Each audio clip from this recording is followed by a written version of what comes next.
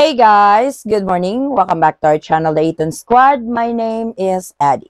So for today's video, alin nga bang pasaporte ang gagamitin kung ikaw ay isang dual citizen at ikaw ay pauwi ng Pilipinas, at ano ring pasaporte ang gagamitin kung ikaw ay paalis na? Pag-usapan natin. Details coming right.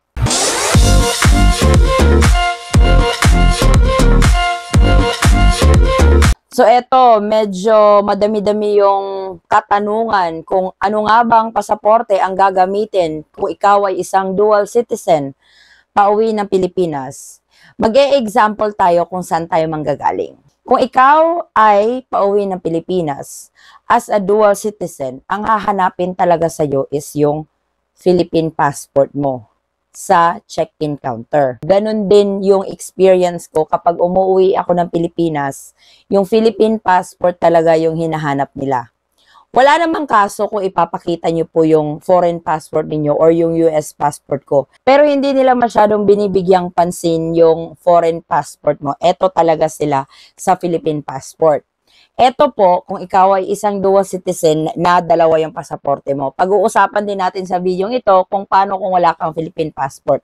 Unahin natin kung dalawa yung pasaporte mo. Gaya nga ng sabi ko, kung uuwi ka ng Pilipinas, upon check-in, for example, galing kang Amerika, eto yung ipapakita mo. Pwede mo naman itong ipakita sa kanila kung medyo diskumpiyado yung nag-check-in sa iyo na airline agent, wala namang kaso doon. Ito talaga yung ticket mo, lalong-lalo na kung ikaw ay maglalagi sa Pilipinas ng matagal. Ngayon, kung ikaw ay nakarating na ng Pilipinas during immigration process, itong dalawa ang ipapakita mo. Kasi itong dalawa ang tatatakan ng arrival date mo. Yung Philippine passport mo at saka yung foreign passport mo, may tatak yan, dalawa. So, itong dalawang pasaporte mo ang ibibigay mo sa immigration officer. So, sana hindi tayo nalito doon. Kapag umalis ka, galing sa yung country of origin, itong Philippine passport mo, okay lang din kung ipakita mo yung foreign passport mo. Pagdating ng Pilipinas, during immigration process, itong dalawa para matatakan. Ngayon, kung ikaw ay paalis na ng Pilipinas, pauwi ka na ng bansang pinanggalingan mo, for example, US, Canada ba dyan, or United Kingdom. During check-in, itong dalawa ipapakita mo sa airline. During immigration, ito pa rin ang ipapakita mo. During immigration sa Manila or sa Cebu ba, kung saan kayo manggagaling sa Pilipinas. Ito pa rin yung ipapakita mo. Ngayon, pagdating mo ng US, for example, ito na lang yung ipapakita mo sa immigration. Remember, kapag ikaw ay nakarating ng US, sa unang port of entry mo, isa-scan mo itong pasaporte mo, tapos may ticket na ibibigay sa'yo, at yun yung ibibigay mo sa immigration officer with your foreign passport or kung ikaw ay US passport holder. Ganun lang po yun. Ganun kasimple kung aling passport ang gagamitin kung ikaw ay dual. Ngayon naman, kung wala kang Philippine passport, foreign passport ka lang, pero nagpa-dual citizen ka, pwede naman yon. Ang mangyari kasi niyan, kapag foreign passport yung ipapakita mo, yung mindset kasi ng mga airline staff lagi is you're a tourist to the Philippines. Foreigner ka. Kapag nakita nila yung foreign passport mo at yung ticket mo over 30 days, hahanapan ka niyan ng return ticket or onward ticket or visa sa iba. So, kaya medyo nagkaka-conflict. Meron tayong mga naririnig or nababasang horror stories na nang dahil sa foreign passport lang, na-deny siya sa boarding dahil nga lagpas 30 days yung stay niya sa Pilipinas, wala siyang supporting documents.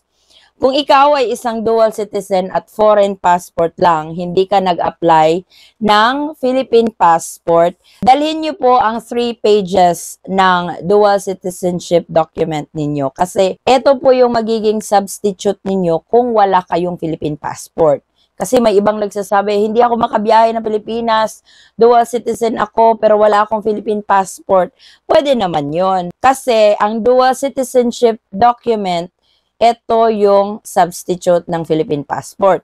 So, ipapakita mo yung foreign passport mo plus yung dual citizenship documents mo. Kasi kung hindi mo ito ipapakita at yung stay mo sa Pilipinas more than 30 days, either hihingan ka ng return ticket or onward ticket, or worse, hihingan ka ng visa, or baka hindi ka pa makaboard ng eroplano dahil nga hindi kompleto yung papeles mo. So, laging bit-bitin ito, lalong-lalo na kung wala kang Philippine passport. Yung original po yung dalhin nyo ha. Always bring the legal documents, meaning original or certified true copy ng inyong dokumento. Kasi minsan, kahit photocopy yung ipinakita mo, manghihingi at manghihingi yan sila ng original document to compare. So, think of it talaga na original yung hahanapin nila. Bitbitin nyo talaga yung original. At doon sa mga ayaw talaga magbitbit ng dokumento, yung sasabihin, hindi naman yan hinahanap, hindi naman yan kailangan. Nasa sa inyo po yun. Ako po yung nagbibigay lang po ng guidelines.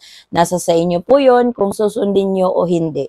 Kasi kung na-hassle kayo at na-stress kayo during trip, kasi alam nyo naman, nahahanapin, ayaw nyo pa rin dalhin, kasalanan nyo na yun, di ba? Ganon talaga yun. Kapag bumabiyahe, may mga kaukulang dokumento ka talagang dadalhin. Ako, masasabi nyo siguro na overkill ako kapag nagdadala ng mga documents. Kasi ayoko talaga yung ma-hassle, ayoko yung ma-stress sa aking biyahe.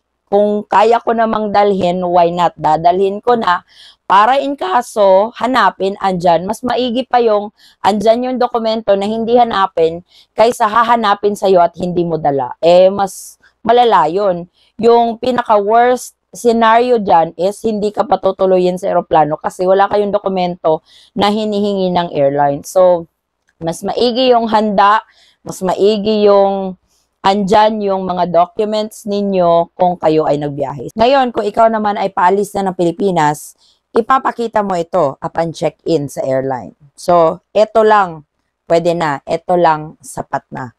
Kasi hindi naman magtatanong yung airline sa'yo, ba't ang tagal mong nagstay sa Pilipinas? Pero pagdating sa immigration officer, during your immigration process, palabas ng bansa, ipapakita mo to at importante pa rin na nasa sayo yung 3 pages ng dual citizenship document mo. Bakit? Kasi kapag ito lang yung ipinakita mo sa immigration officer at nakita niya na ang tagal mo sa Pilipinas, for example, nag 3 months ka dito, nag 5 months ka dito, tapos foreign passport ka, baka ma-charge ka ng overstaying. Kaya, importante na ipakita mo ito, lalong-lalo na kapag hinihingi ito ng immigration officer sa inyo para hindi ka ma-charge ng overstaying kasi may penalty din yun, mahal din yun. Kaya, importante, during check-in sa airline, ito ang ipakita.